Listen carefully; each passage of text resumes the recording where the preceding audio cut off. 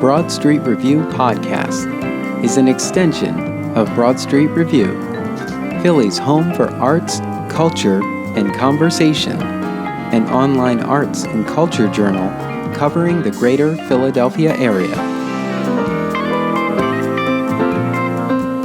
I'm your host, Darnell Radford.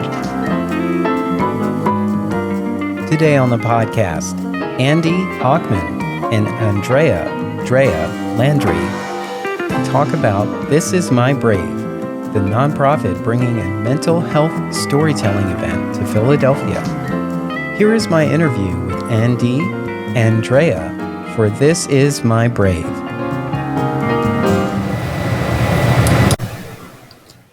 And welcome to the podcast. I am your host, Darnell Radford, and I am in the virtual studio, and we are here to talk once again about This Is My Brave. So I'm calling this a part two, because if you were listening back in April, we had a wonderful chat with two members from This Is My Brave, and I said, this is such a great initiative, to please come back when a live event is drawing near. So there's a live event in the Philadelphia area coming in October. So we're back for part two.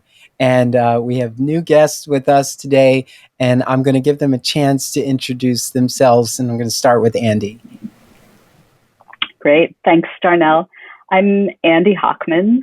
I'm a writer, teacher, and storyteller in the Philadelphia area. I'm also a partner, a mother, and a daughter. Okay, nice to meet you, Andy. And Drea. Hello, everyone. I'm Drea. I, too, am a writer, a publisher, a national speaker, and I like to call myself an edutainer. And what that means is that I educate others on mental wellness, health, living a healthier lifestyle while making it entertaining and engaging. That's the word I'm looking for. I am a trainer as well as an educator, a grandmother, and enjoying living in Philly. Okay. And nice to meet you too, Drea. So tell me how you found out about This Is My Brave and how you got involved. So I was in my local food co-op, Weaver's Way Food Co-op, which still has, in this day of electronic communications, Weaver's Way still has an old school bulletin board on which people use actual thumbtacks to pin actual pieces of paper, advertising their dog walking services or the room available in their house. And I always look at it because it's full of interesting things. And I saw a flyer for auditions for something called This Is My Brave, a live performance by members of the community dealing with mental health or substance abuse challenges or having someone they know with those challenges. And I had a story to tell. So I learned when the auditions were happening and I signed up for a slot. Okay. And Andrea, how did you find out? Well, I myself am an alumni. This is actually my third time. The very first time I heard about, thank you. The very first time I heard about This Is My Brave was in Baltimore, Maryland, through the National Alliance on Mental Illness, which is NAMI. Had one of the program managers call me up and say, "Hey, Drea, you should try this out. This will be wonderful." And when I participated, it was so freeing and so wonderful to be able to connect with others who were going through a lot of the same challenges that I was facing, and sharing our stories and getting the message out there was just powerful for me. So I made sure that I kept up with it. When I moved to Philadelphia, I deliberately went looking to see if This Is My Brave was being active again after the pandemic. And I noticed that there was auditions, and I immediately signed up. I had to be a part of the cast again.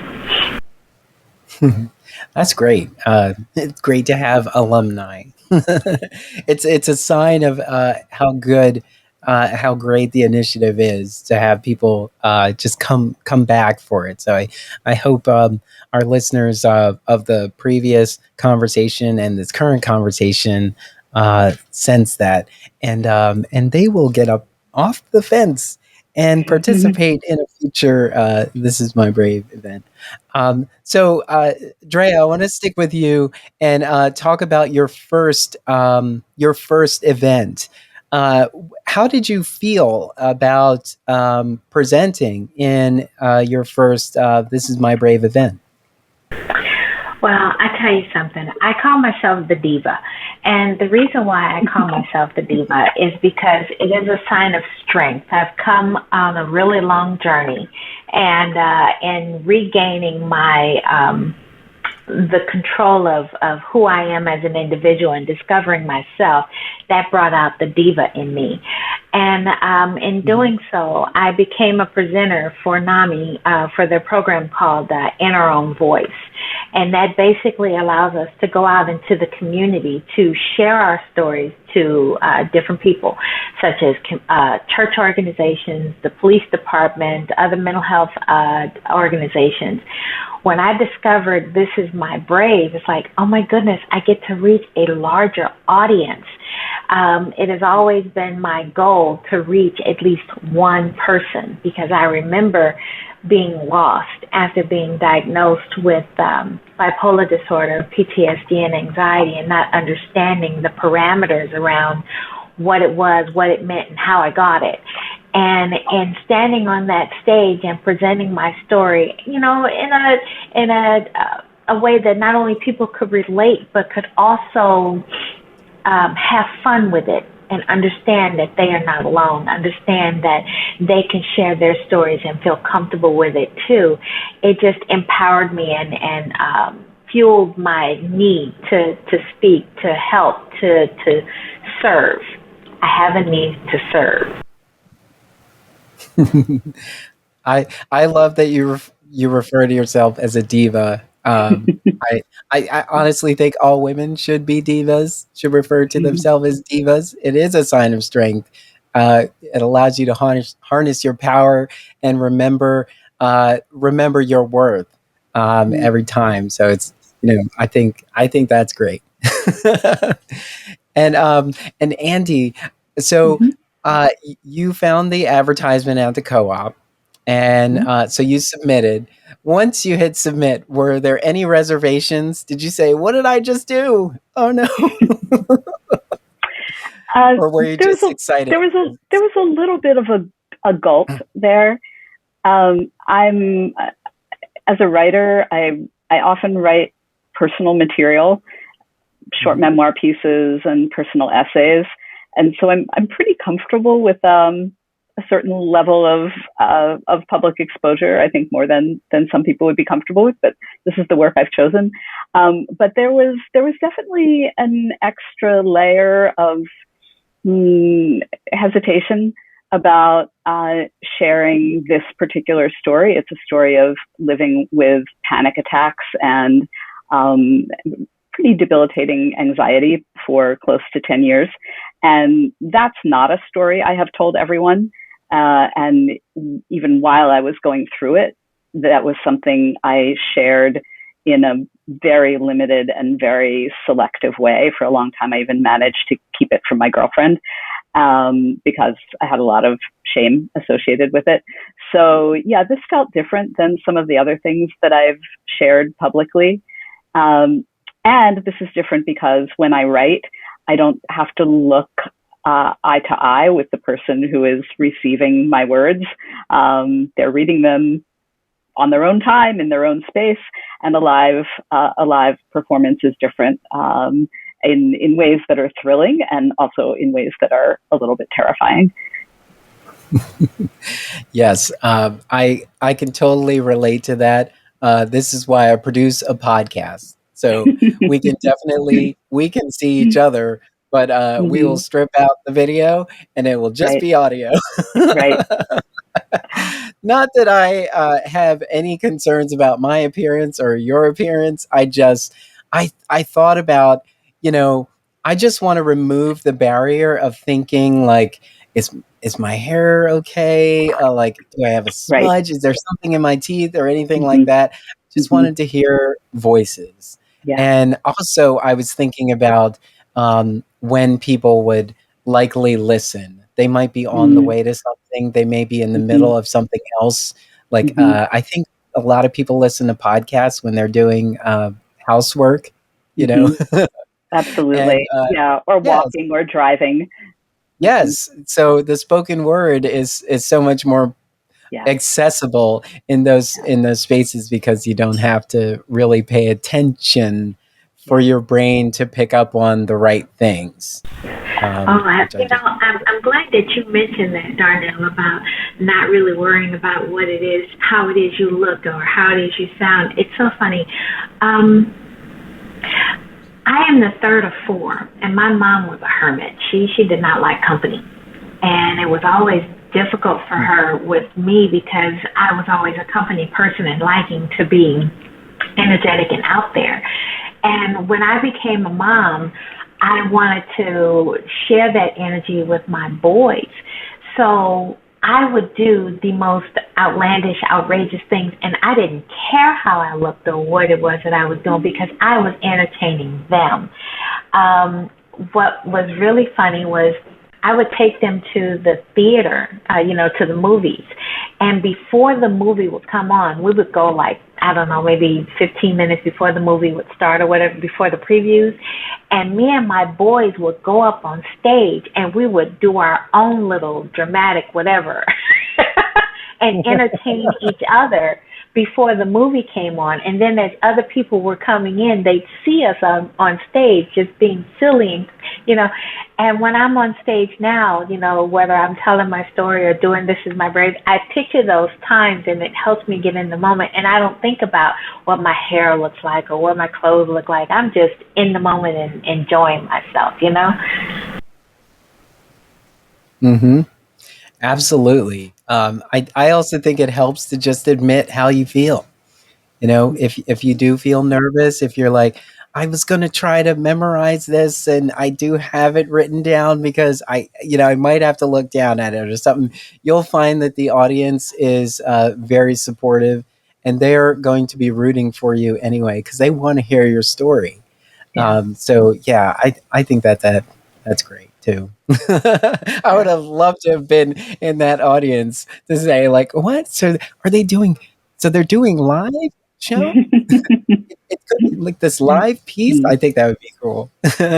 I think a lot of art houses would be great for that. They should recruit people to come in and say hi while you're waiting for the film to start. I'm gonna share some things. That would be nice. Um, can you talk about, well, for both of you, can you talk about the process of finding your ideal way to share?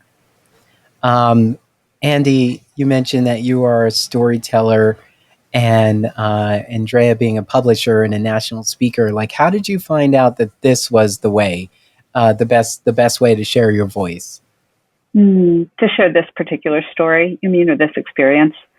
Yeah, Yeah. this Mm-hmm. as well. Well, yeah, because you probably have other creative outlets as well. But Mm-hmm. yes, Mm-hmm. this one.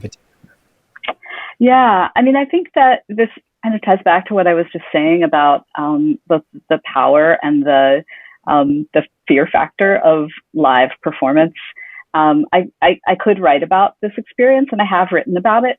But to share this story of living with panic attacks live in real time before a live audience, I think carries a different kind of energy and weight and vulnerability. I can't hide behind the page. I'm not by myself in my office tapping it out on the computer, and as I said, not having to look in the face of the person who's receiving it. And I think, especially having lived through these past couple of years, this period of having to be separated physically from people we love and people we don't even know, that there's something especially charged and thrilling and grateful about being in a space together, experiencing something at the same time. For many, many months, we weren't able to do that. And so I think that also really drew me to want to be part of this experience. It was one of the ways that we're able to come back together again after so long of not being able to do that. Yes, absolutely. I can definitely think about for the theater community, which I'm primarily a part of. We've come up with alternative ways to kind of be in the same space together, but it's been virtual, much like this. And there's just nothing like being in the space together with actual people, hearing breath, hearing movement, and then that actual response in real time. It's such a great feeling. And even in a film, if we're at a movie theater watching a film, we're still with an audience experiencing that together. So we are laughing, we're crying, we're feeling that suspense, that energy that is coming across the screen. But we had to do it together. So we could watch every movie by ourselves, but it would not compare to being there with a friend or a loved one, and bouncing off of each other and kind of responding like, "Did you hear that? Did you see that? Like, oh my God, that was funny. This is great." Yeah. So let's talk a little bit about the process. So once you get the call that you are going to be a part of this offering here in Philadelphia, what happened? What happened next? Drea, go ahead. Oh, what happens next? Thinking about what you're going to say. How much to share, how much not to share, making sure you don't trigger your audience or yourself, allowing yourself to be vulnerable, and accepting that it's okay to be vulnerable in front of a bunch of strangers who are not going to judge you, who are there to learn from you and learn a lot about themselves as well. So for me, I had to think of something else to say. The very first time that I had done it, it was simple because I'm a natural writer. I already knew what I wanted to say. I even had a portion from a book that I was writing that I had put in there, and it was great. The second time I did it kind of differently and did it in a poem form to show the growth of how we grow through certain circumstances. This particular time I was given a subject. So my whole process was, okay, in the subject that I'm given, how do I convey the message within the subject that has been given? And the subject that I was given was how to manage your mental health through the pandemic, through surviving through COVID. So my next steps were literally, okay, how can I express myself and bring it all together at the same time? And my love of music, as well as my love of writing poetry in story form, formulated the message.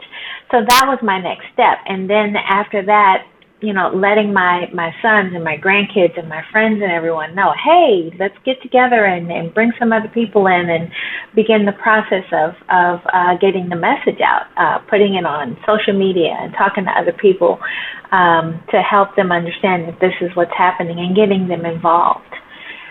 Those were my next steps. Yeah. I feel like, once you publish it, it's out in the world, and now everyone can respond to it. And that is, it's probably the hardest part, getting started on anything, to put it out there for other people to see. And so you mentioned, or here, you mentioned a fear of being judged. In Drea, in your first iteration of This Is My Brave, were you judged in your first, offering that you shared? What was that experience like? That experience was exhilarating. I had tons of fun. I did not feel judged. People were excited to hear what I had to say and came up to me afterwards and said, you spoke my life in your words, and I appreciate that. You helped me come to terms with some things that I have been dealing with for a while and have hidden, and you've given me my voice back. So no, in this platform, I do not feel judged at all. Out in the world, that's a different story. And I've learned how to, when sharing my story, especially with a variety of people, kind of bringing a humor to it. And it also depends on my mood as to how you approach me or how I'm approaching you, as to how I will deliver what it is that I have to say or share my story. Because someone once told me, know the room, read the audience. So while I may know who it is that I'm engaging with, who it is I am talking with, I have to also read their reaction and how they come about receiving certain things. So during my first time, no, it was, oh my God, it was so surreal. It was fantastic. I felt like that young mom with her two sons on stage doing my pre-show again. It was fantastic. Mm-hmm. The second time, I was actually last on the list, and I kind of felt like the old school mom that goes and helps everybody else get their pieces together and set up their stage, and helping them along and calming their nerves as they were talking. So that felt really good. Good. And Andy, mm-hmm. and you've shared before, but have you? Because we're still in the summer, have you had the opportunity to share in This Is My Brave yet? Have you met the others? So I unfortunately missed the very first gathering. There was a kind of a cast party and introductions and a chance for everyone to share their pieces for the first time. And I was actually on my way to visit my daughter, who was studying in Santiago, Chile. It was that very day that I was on a plane. So I missed that. But I was at our rehearsal just 2 Sundays ago. And so that was my first time meeting most of the cast.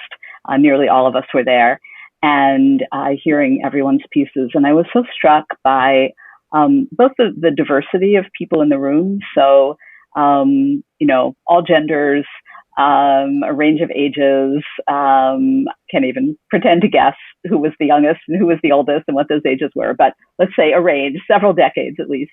And also a range of the kinds of challenges that people were sharing.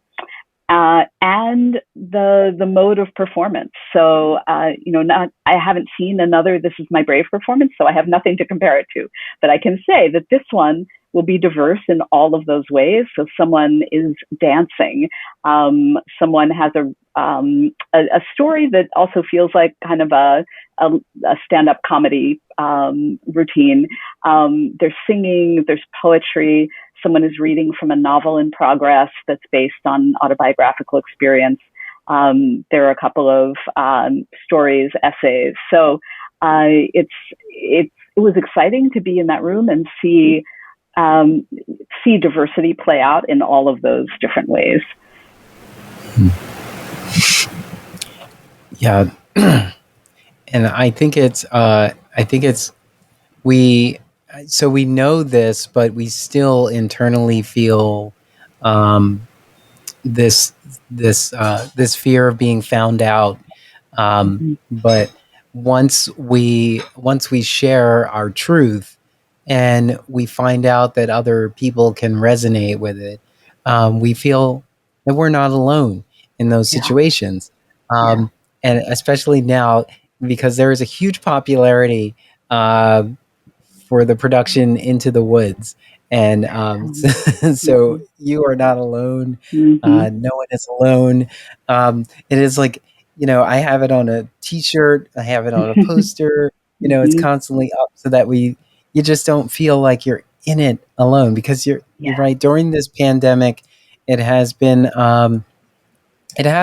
isolating, even though when you think about it, maybe you didn't actually see people as often as you would have liked before the pandemic, but now that there's a legitimate concern, there was a legitimate concern, you start to feel that more, and you start to realize, like, wait a minute, I need to, like, where is everybody? Where are the people that I used to connect to and that I used to talk to? And, like, how do I get back with them and let them know that they're not forgotten here in my life? It's still very much there. Yeah. No, I think that's true. And I think, in the times that we're living in, stories and storytelling are even more essential than before. I mean, they're really kind of the fibers of connection, and they're what can help us break out of that sense of being isolated, no matter what challenges a person is dealing with. And that was part of the power just of being in the rehearsal room together on July 21st and getting previews of what's to come on stage. Yeah. So as you are thinking about your piece, is there any thought of whether is this going to be enough, or is what I have too much? When you're talking about the editing process, like how is your piece just right? Or is it a part 1 of 7, Well, Dre, I can't speak for you, but I think, like a lot of creators, it's never just right.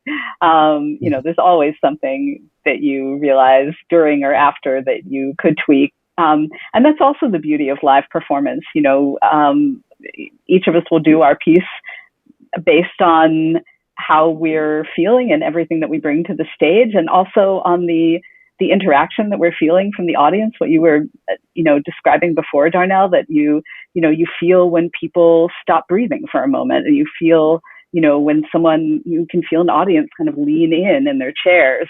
If there's a part that's funny, they laugh, and you have to pause to let them laugh. So it becomes more of a conversation and an interaction. So, each of us will do it however we do it. And if we did the show again a week later, it would be a different show, because we're all different, and it's live performance, which is evolving. You write something in print and it stays in print on the page in exactly that way. But live performance is different. So your question, did I think about whether it was too much or not enough? Yes, all of the above, both in terms of structure and time.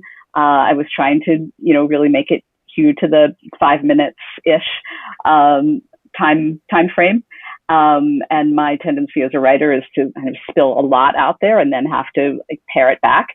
So that was a challenge. And I also wondered how explicit I should be about the physical and sort of physiological sensations of having a panic attack, both for my own kind of protection, on stage, but also because I think hearing a lot of explicit detail could also be, unmooring and triggering for someone who has had that experience. So that was a line I tried to walk. Stories thrive on rich, specific sensory detail, and there's on lots of topics, and this is one of them. There is a line that I think would not be safe or healthy to cross, either for performers or audience. So yes, those are all things that I thought about as I was crafting my piece. And Dre, I'll pose that to you. Do you have just enough, too much? Well, I did the same thing Andy did. It's like it's funny. The things that you put on paper look really great and it sounds really great. And then when you're standing there in front of that audience and you're reading off what it is you have on the paper, and then you hear the reaction, it's like you end up adding some or taking some away. It's like, okay, this sounded good then, but nah, it doesn't sound real good right now. Let me add something else. And it may not be anything that has to be related to what's in there. For example, in my first piece, I talked about how my mood swings would take me high like I could fly in the sky, and then it would bring me down like I had no worth on this earth and I'd just be slammed down.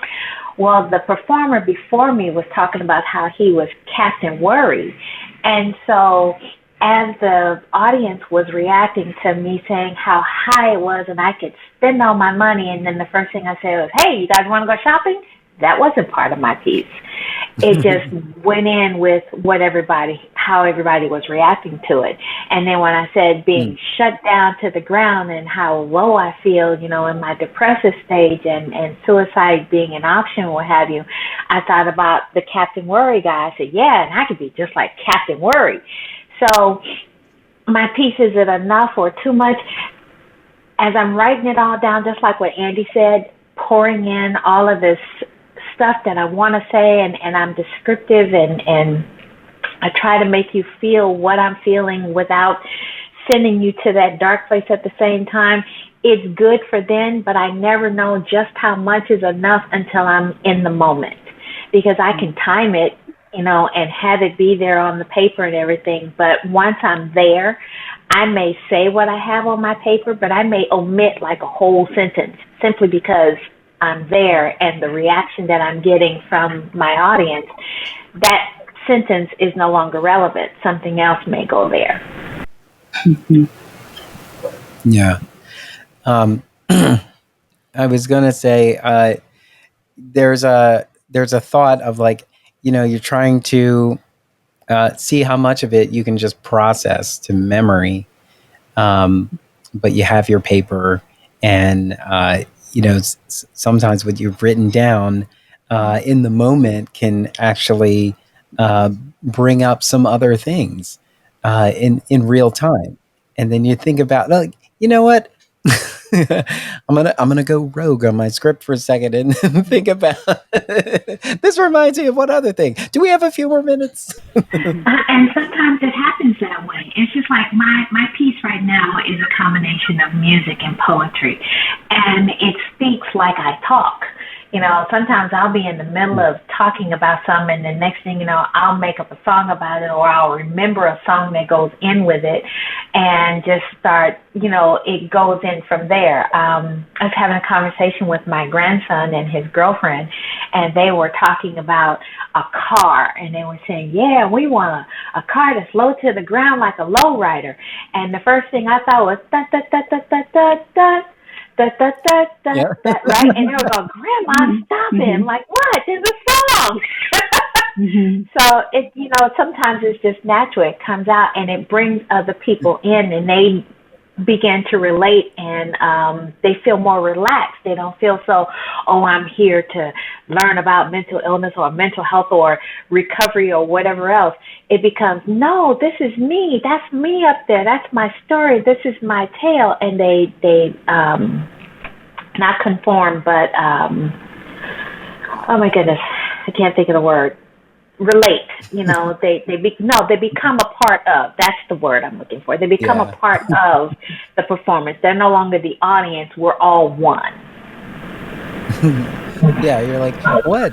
All my friends drive a lowrider. Exactly. They said the lowrider is a little higher.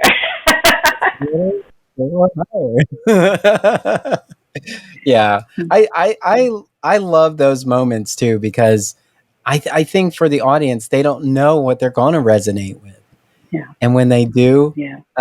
And like you say, when you're kind of surveying the room and you're kind of checking out their responses, you'll see those moments where they're like, like I can relate. I can relate right there.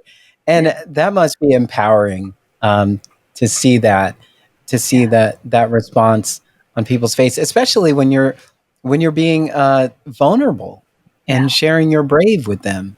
Yeah. I remember about 5 years ago, I was at a storytelling conference for people who tell stories in all different kinds of platforms: radio, podcasts, video production, as well as the written word. And one of the speakers at the conference was the woman who's the founding artistic director of the Moth storytelling events and podcasts. And she said, I remember this, I wrote it down because I really wanted to remember it. She said, the only thing audiences ever want is for you to be the most human version of yourself.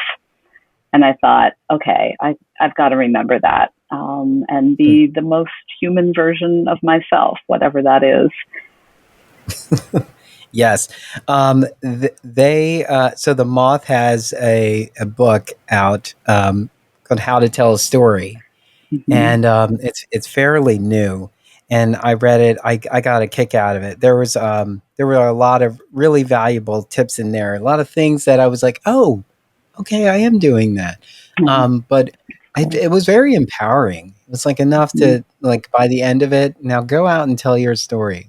I will. I'm going right now.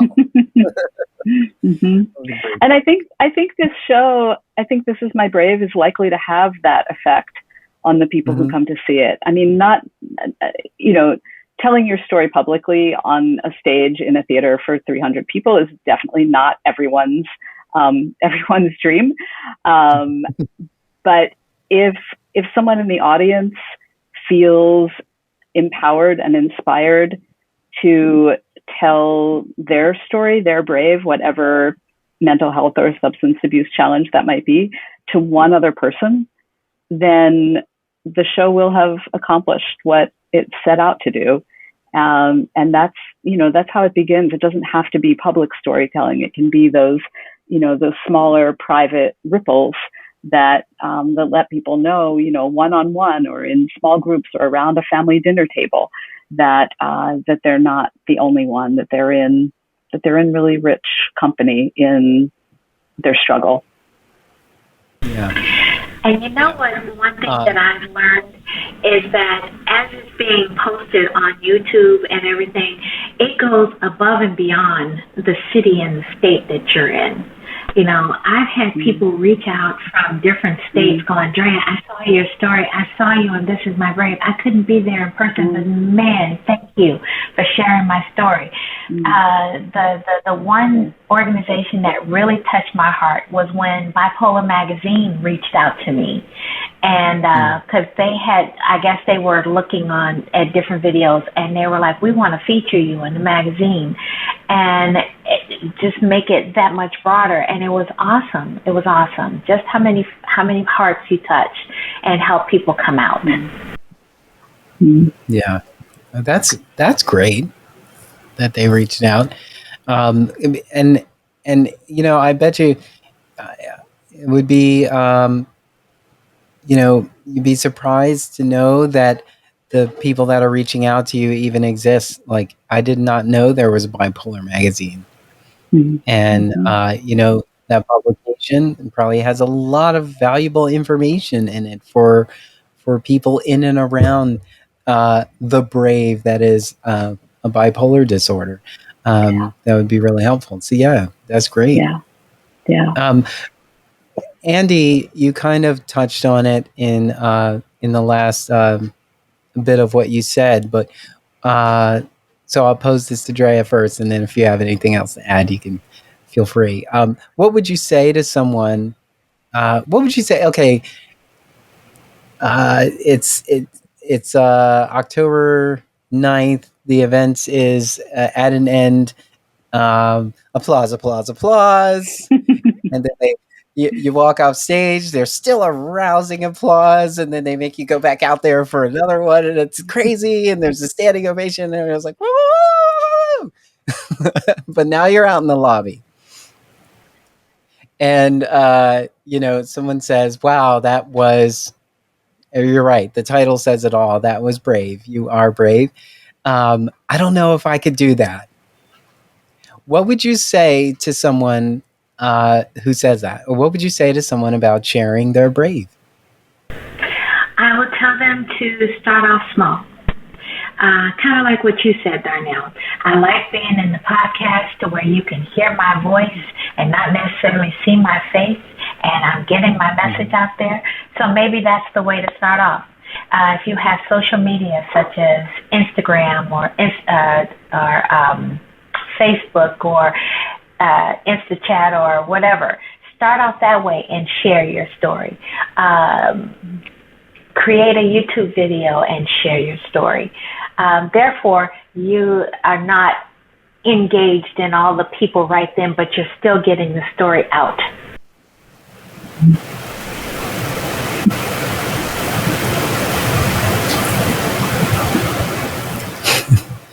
All right. So, Andy, is there anything else you'd like to add? I think if someone came up to me after the show and said something like that, I had a similar experience, or I struggled in those ways, but I could never do that. I think I would say, would you like to share your story? And then, similar to what Drea said, I think I would say, write it down, or if speaking is your preferred MO, use your phone, record it, and know that it's just for you. You don't have to share it with anyone, but get it down, get it out, and in writing it down or speaking it out, you're likely to learn something from it, have an aha, revisit parts of it, remember what was painful, and also remember how you came through and where you got help, and what you know now on the other side that you didn't know when you were going through it. And just know that you can write that down with no expectation that you show it to anyone. And then once you have it down as a recording or a written piece, then you can decide, do you want to share it with your best friend, with your partner, with your kid, with your parent, with your spouse? Would you like to share it in a wider audience? And to start small, and to know that at no point is there an obligation to, but to really listen to your own sense of comfort and boundaries, and also to know that it can be scary, and you can decide to say yes. Mm-hmm. Yeah, I remember. Well, I still kind of blog. The process of publishing these episodes is in a blog feed. But I remembered I used to take a train outside of the city for work, and I would just sit and write on my tablet for the length of the ride. And I didn't know what I was going to do with it, but I would just keep writing. And usually when you write like that, you're just thinking about things you're trying to sort out. Like there's something you want to do, or you're feeling roadblocked and you're trying to find a way through. And then I realized that I was writing all of these things, but what am I going to do with them? And when I finally decided, I should just put these in a blog. I should set up a blog and put them out. I had enough content to post 3 times a week for 3 months. Wow. When I finally said, Mm-hmm. I now have a body of work, I can put it somewhere. And Mm-hmm. it was kind of nerve-wracking to kind of put it out there at first, but then you realize, you're like, wait, but you haven't told anybody yet. So Mm-hmm. publishing is the hardest part. Now that you've published it, people will find it, you know? Mm-hmm. So Mm-hmm. they will find your voice. Yeah. And that's what I definitely love about um, the podcast, is that my voice is recorded. What I'm saying is being recorded, and it's out there in the world for people to hear and decide what, how they feel about what I said, Mm-hmm.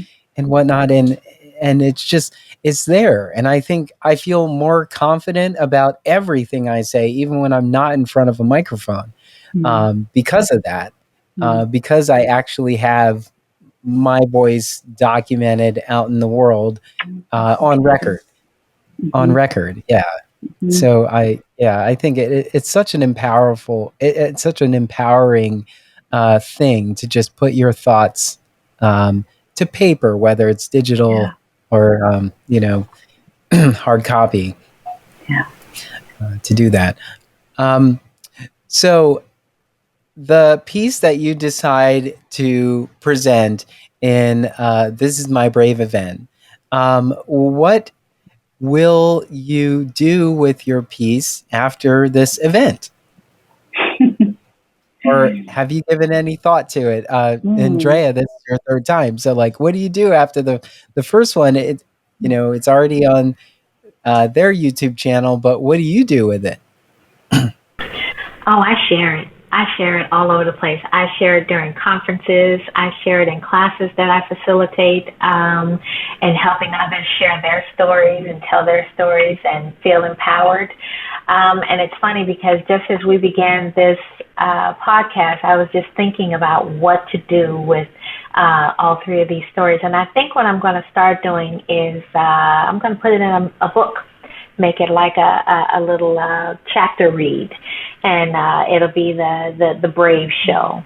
The diva shows her brave or something like that. But yeah, just where it not just have the visual, but have the words and the process as well. And I think I'm going to do it in raw form, as well as the edits that were added as well, so that people can see, okay, when you're brainstorming, this is what's coming out, and then you go back and read again and decide, okay, I'm going to mold it into this piece, and then after the polished piece comes out, this is how this is. So it's still a method of sharing and helping others to learn how to share theirs as well. So yeah, that's how I would share it. Right. Yeah, a nice collection. I think I think would be great. And it's hard to even see, you know, something as a one-off thing as a body of work, until you actually create multiple pieces, and then you have it and you're like, wait a minute, I did a thing. I made a thing. And now I can do something with that as well. Yeah, that's also empowering too. I feel like sharing, it's it's rewarding to share, but those rewards don't end. They just keep coming. They just keep coming. There's more and more rewards that come from that, the more you share. And it becomes, I hate to, sometimes you say that, like, it's not a drug per se, but it becomes like a thing that you need, and then you have to keep doing it. So, or I'd say it's a good habit. It's a good habit to pick up, It is a good habit. And the ability to I was share. listening to what you said about being on the train and writing down your thoughts. And I have literally been writing poetry and my thoughts and everything since, I want to say, middle school, junior high school, and through high school. And to me, they were they were my personal thoughts that I did not want to share with anybody because I was afraid of people reading them and people looking at me weird and everything. And it wasn't until I was, so I used to do hypnosis shows, okay, when I lived in San Diego, California. And I was preparing for a show one day while at a different show. You guys ever heard of the musical group Houdini? They did a song called Friends. How many of us have them? Anyway, this musical group Houdini was performing. And I was sitting at my table writing a poem, and one of the artist came over to my table and he says, well, what are you doing? And I said, I'm writing a poem, just getting my thoughts out and everything. And he asked me if he could read it. And the first thought came to my mind was, no, this is my personal, you're invading my space. I was really scared. And he goes, no, really, can I read it? And he read it, and I felt really scared, just trembling, because he's a Grammy artist, and a musician. What is he going to think about my work? And he said, this is really good. Can I buy it from you? We want to turn this into our next single. And it scared me. And I went, no. But in him wanting to do that, it encouraged me. It kind of opened up my heart to share more of my work. And that's what got me into wanting to share what it is that I wrote, what it is that I'm feeling, and connecting with others and realizing that I wasn't alone. I still have that poem. He wrote his name and phone number on it, told me if I ever changed my mind to give him a call because they wanted to record some of my work. I never called him, but it was really nice to have that. Yeah. Oh, that's a great experience. And it's very rewarding when another artist resonates with your art.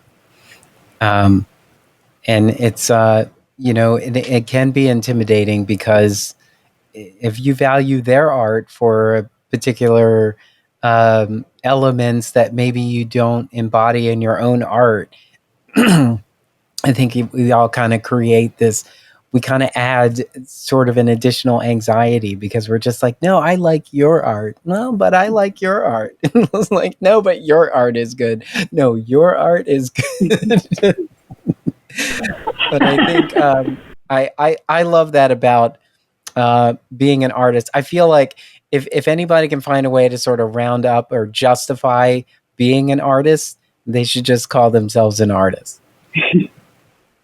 Whether you are a culinary artist or you're a visual artist, if you're a singer or writer, dancer, anything that is artistic and creative, it's justified. You're an artist, so come be one with us.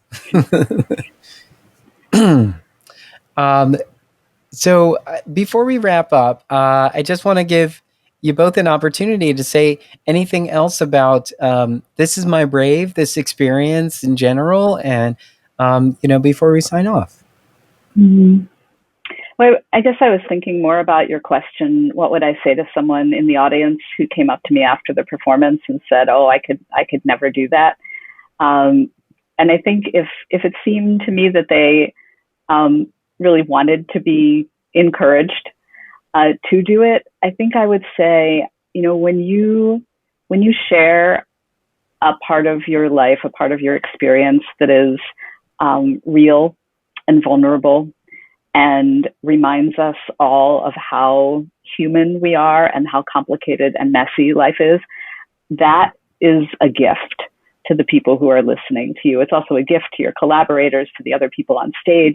It creates a wider sense of permission about what's okay to talk about and what is, what we can remove stigma from and what we can peel shame away from. And that's a reason, if you're inclined, to tell your story or share your story in some way with listeners, because it's actually a gift to all of us. And you may not, you may get the warm fuzzy of applause in the moment or people coming up to you afterward. But you also have to trust that there are people who will be touched and changed and transformed by what you say, who won't have the courage to come and tell you, but will walk away and carry that with them, and ways that you will never know, but will kind of ripple out there because of your courage and the power of your story. Yeah, that is a very good point. Sometimes we are waiting for that response, and we don't get it because people may not know how to respond in the moment. They may need to go away for a while and let it marinate. Yeah. And then later on they'll have something to say, but we won't be there to hear it. But now they'll be able to sort of pay that forward. Yeah. That thought process, that energy, that spirit, they'll be able to pay forward. Drea, anything else you'd like to add before we wrap up? I am eagerly excited. Andy hit everything on the nose, so I'm going to say ditto to what she had to say. I'm excited about the possibility of reaching a heart that's willing and open and can say, yes, that's me. I got it. I feel empowered. I feel better, not only about myself, but they can help someone else grow in their ability to understand what is happening with them and live a healthier quality of life, not just for the entertainment value, but just in growing internally. So I am excited about that and meeting other folks in Philly. I'm new to the Philly area, so yeah, that's where I am. So we are looking forward to this in the Philadelphia area. It's going to be in Ambler. It's going to be at Ambler Theater on Sunday, October 9th at 5:00. We'll have a link in our show notes. And a good thing to know is that all ticket proceeds will go to the Montgomery County Suicide Prevention Task Force, whose mission is to decrease suicides in Montgomery County by increasing suicide prevention awareness, education, training, outreach efforts, and reducing stigma. So I think that alone is a reason, if you are in the area or planning on it, you have more than enough time, if you're listening to this, to plan to be a part of this, just so the proceeds can go to such a great initiative. And also so that the participants of this Philadelphia show can share their voices with this audience, and you can find ways to resonate with their brave, and find ways to be more brave in your own life as well. So Andy, Hockman, Drea, Landry, I want to thank you so much for taking the time. Thank you for sharing your brave with us. And this was a really great chat, and I really appreciate it. Thank you for having Thank you so much. Great. Thank you, Darnell, and thanks, Drea. It was really a treat to talk with both of you. You as well, Andy and Darnell. I have had a blast. Want to get involved with Broad Street Review? Head on over to our website at www.broadstreetreview.com and click Get Involved at the top. While you're there, help keep us running and click Donate to find out how. Connect with us on social media, on Facebook and Twitter at BroadST Review. Thank you for helping to keep the conversation going.